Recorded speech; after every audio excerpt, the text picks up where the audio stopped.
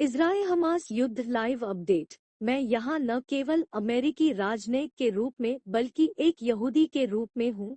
तेल अवीव में Blinken. Israel Hamas युद्ध लाइव समाचार अपडेट।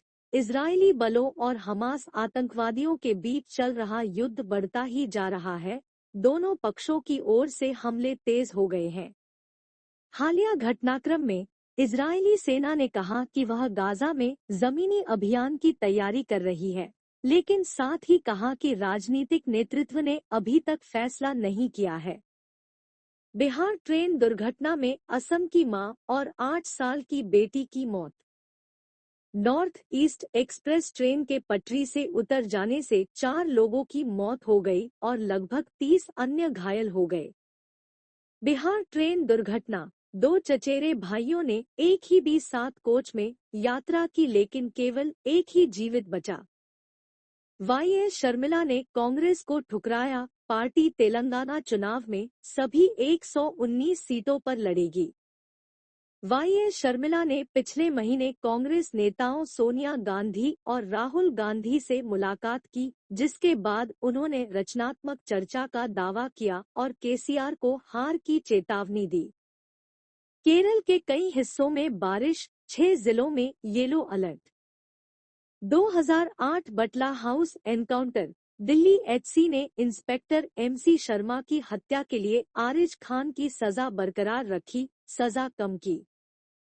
महिला की स्वायत्तता महत्वपूर्ण है, लेकिन अजन्मे बच्चे के अधिकारों को नजरअंदाज नहीं किया जा सकता। 26 सप्ताह के गर्भ को गिराने की विवाहित महिला की याचिका पर सुप्रीम कोर्ट।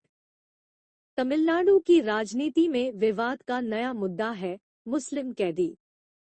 भाजपा से नाता तोड़ने के बाद अन्नाद्रमुक मुस्लिम कैदियों की रिहाई की मांग कर रही है, जिनमें कोयम्बटूर विस्फोट में नामित लोग भी शामिल हैं। जैसा कि द्रमुक ने अपनी नई विशेष चिंता की आलोचना की है, भाजपा ने आतंकवादियों को राहत देने के प्रति आगाह किया है।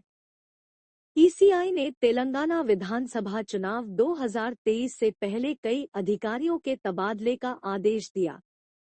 हैदराबाद पुलिस कमिश्नर CV आनंद सहित कई IPS अधिकारियों का तबादला। क्या आपको गंगाजल पर GST देना होगा? यह कहना है CBIC का। केंद्रीय अप्रत्यक्ष कर और सीमा शुल्क बोर्ड ने एक स्पष्टीकरण जारी किया है, जिसमें कहा गया है कि गंगाजल और अन्य पूजा सामग्रियों पर कोई GST नहीं लगाया जाएगा।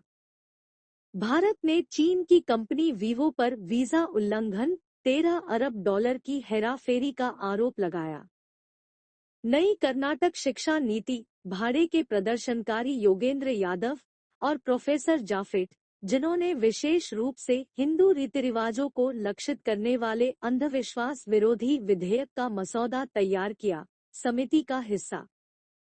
उल्लेखनीय है कि राजनीतिक सक्रियता के दुग्गल साहब योगेंद्र यादव ने पिछले साल स्वीकार किया था कि किसानों का विरोध प्रदर्शन, जिसमें उन्होंने किसान नेता का अवतार लिया था, एक राजनीतिक स्टंट था जिसका उद्देश्य भाजपा को सत्ता से बाहर करना था। सुप्रीम कोर्ट ने 89 वर्षीय व्यक्ति की 82 वर्षीय पत्नी को तलाक देने की याचिका खारिज कर दी।